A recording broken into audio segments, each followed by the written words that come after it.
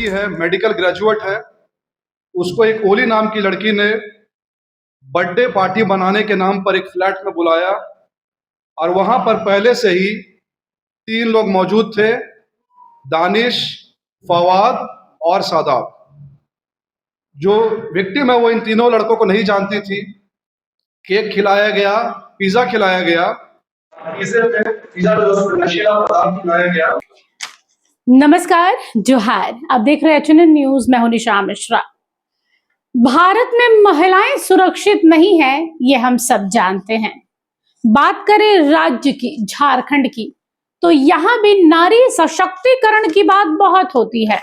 हाल फिलहाल में महिलाओं को सम्मानित किया गया था, 35% आरक्षण देने की बात की जा रही है, जगह देने की बात की जा रही है, लेकिन ये सिर्फ उन ब्लेस्ड महिलाओं के लिए जो भाग्यशाली हैं।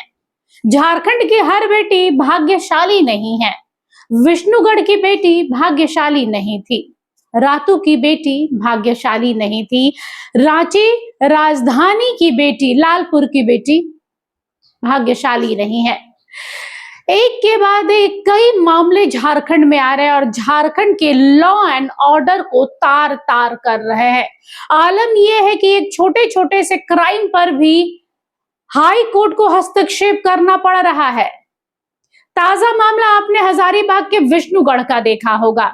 उसके बाद रातू रोड में एक बेटी को उसके ही अपने मुंह बोले पिता और भाई ने मौत के घाट उतारा। उसके बाद अब केस एक नया आया है। आपको बता दें कि पुष्पा का भी केस अभी ताजा ही है, क्योंकि 8 महीने भले लापता हुआ उसका हुआ है समय, लेकिन उसके नर कंकाल के मिलने की बात से मामला अभी ताजा ही है। और ताजा तरीन एक नया मामला आया है लालपुर से। जी हाँ, राजधानी रांची के लालपुर में एक मेडिकल ग्रेजुएट स्टूडेंट्स के साथ में, महिला स्टूडेंट कह सकते हैं, उसके साथ में बलात्कार जैसे दुष्कर्म को अंजाम दिया गया है।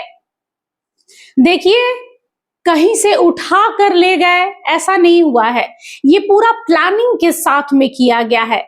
इस मेडिकल स्टूडेंट का नाम हम नहीं बता सकते हैं आपको, क्योंकि गोपनीयता है उसके व्यक्तिगत जीवन पर और उसके चेहरे पर। हम चाहते हैं कि गोपनीयता बरती जाए। मेडिकल स्टूडेंट के साथ में जिसने दुष्कर्म किया है वो विशेष समुदाय से आते हैं। नाम है दानिश, शादाब और फवाद। इन तीनों में से एक व्यक्ति जो है, एक आरोपित जिसे कहा जा रहा है दानिश, जो मुख्य आरोपी है, वो गिरफ्तार हुआ है पश्चिम बंगाल से। एफआईआर दर्ज किया गया है लालपुर थाने में। और इस मेडिकल स्टूडेंट को उसकी एक सहेली ने बर्थडे पार्टी में इनवाइट किया था उस फ्लैट पर, और उस फ्लैट पर कुल 5 लोग थे, जिनमें से ये 3 आरोपी थे, जो फिलहाल 2 फरार बताए जा रहे हैं और एक पश्चिम बंगाल से पकड़ा गया है जिसका नाम दानिश बताया गया है। और जो आरोपी है वो पश्चिम बंगाल भाग गया था। जरा सोचिए इनके अंदर क्या चलता होगा, इनकी सोच कैसी होगी कि इन लोगों ने बलात्कार जैसे, दुष्कर्म जैसे अपराध को अंजाम दिया और वहां से रफू चक्कर हो गई, ये सोचकर कि दूसरे राज्य में जाएंगे तो हम बच जाएंगे। एक व्यक्ति पकड़ाया है। अब इसके अलावा शादाब और फवाद की तलाश जारी है, लेकिन राजनीतिक गलियारों में अब हड़कंप मचा हुआ है, क्योंकि विपक्ष जो है झारखंड का, वो हमेशा एक्टिव रहता है कि आपके राज्य में, आपके शासन में, सत्ता पक्ष के राज्य में ऐसा कुछ हो कि हम उसे उछाले। और फिलहाल हेमंत सोरेन सरकार के इस दूसरे कार्यकाल में एक के बाद एक बेटियों के साथ में दुष्कर्म के मामले सामने आ रहे हैं। तो जहां लॉ एंड ऑर्डर कटघरे में खड़ा है, वहां सीएम साहब भी कटघरे में खड़े नजर आ रहे हैं। विपक्ष के चाहे बाबूलाल मरांडी हो, नेता प्रतिपक्ष, या फिर प्रदेश अध्यक्ष आदित्य साहू हो, या फिर अजय शाह हो, इन सब ने मोर्चा खोल रखा है हेमंत सोरेन के कार्यकाल की कानून व्यवस्था पर कि क्या कानून इतना लचर है, इतना बेबस है कि यहाँ महिलाएं और बेटियां सुरक्षित नहीं है। आज भारतीय जनता पार्टी ने प्रेस कॉन्फ्रेंस किया था और अजय शाह ने जमकर लताड़ा है। एक बार सुनते हैं क्या कहा है अजय शाह ने। तरीके से है कि एक हिंदू लड़की है, मेडिकल ग्रेजुएट है।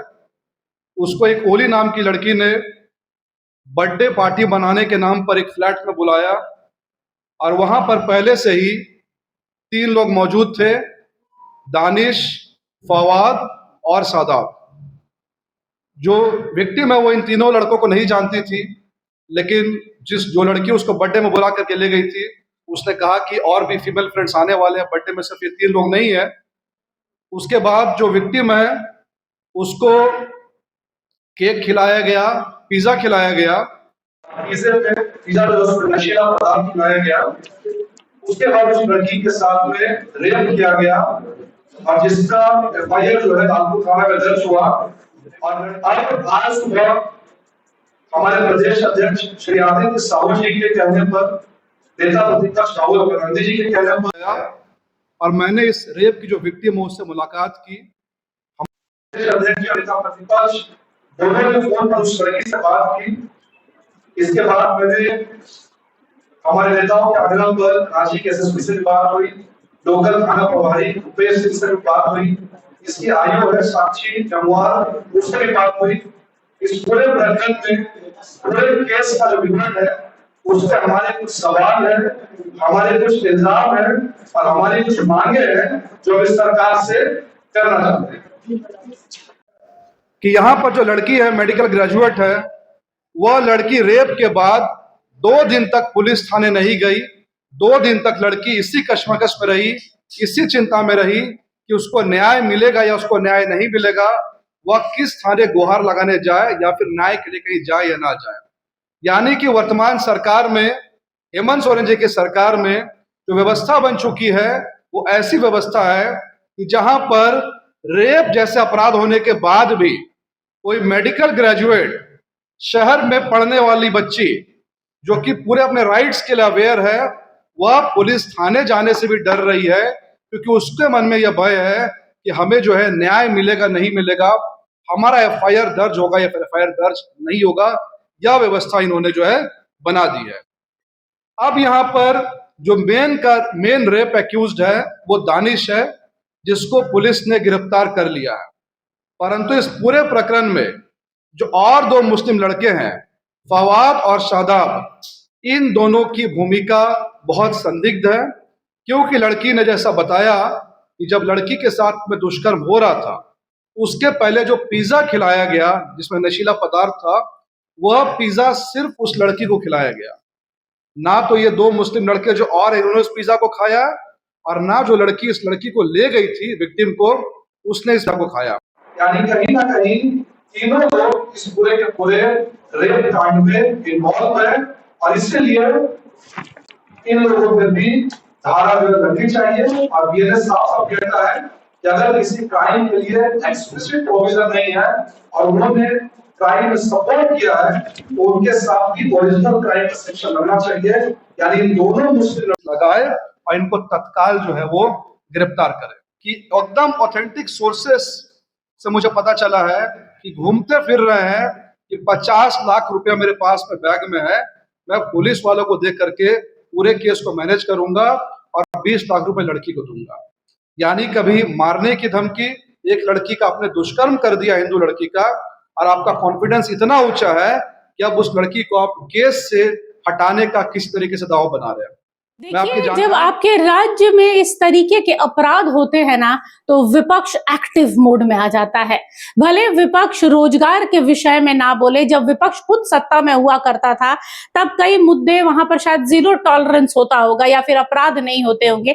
तभी जब दूसरे का शासन या कार्यकाल आता है तो बढ़ चढ़कर सारी कमियां दिखती है। हालांकि विपक्ष की खूबसूरती भी इसी में है कि विपक्ष मुखर होकर बोले, और यहाँ पर हेमंत सोरेन के विरुद्ध में जो विपक्ष है, चाहे वो बाबूलाल मरांडी रहे हो, चाहे वो आदित्य साहू रहे हो, चाहे अजय शाह रहे हो, सब मुखर होकर बोलते हैं।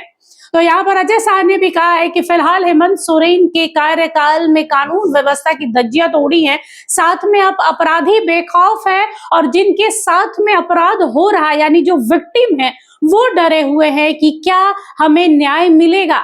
इसके साथ ही जो आरोपी के घर वाले हैं, परिजन हैं, वो इस मेडिकल ग्रेजुएट जो पीड़िता है इसको धमकाने का काम कर रहे हैं, रोकने का प्रयास कर रहे हैं कि ये अपना मुंह बंद रखे। इसके अलावा इस मेडिकल स्टूडेंट ने इस दुष्कर्म के बाद 2 दिन का समय लिया ये सोचने में कि क्या मैं पुलिस में जाकर एफआईआर दर्ज कराऊंगी तो मुझे न्याय मिलेगा या नहीं मिलेगा। हालांकि भारतीय जनता पार्टी ने आश्वासन दिया है कि इस बेटी के साथ में हम खड़े हैं और अंत तक इसे इंसाफ दिला के मानेंगे और जो आरोपी जिन पर आरोप लग रहा है उन आरोपितों को सलाखों के पीछे पहुंचाकर उसे कड़ी से कड़ी सजा दिलाएंगे। फिलहाल के लिए बस इतना ही। देखते रहिए एचएनएन न्यूज। नमस्कार, जोहार। हमारा ये वीडियो अच्छा लगा तो इसे लाइक करें, शेयर करें और हाँ, सब्सक्राइब करना ना भूलें।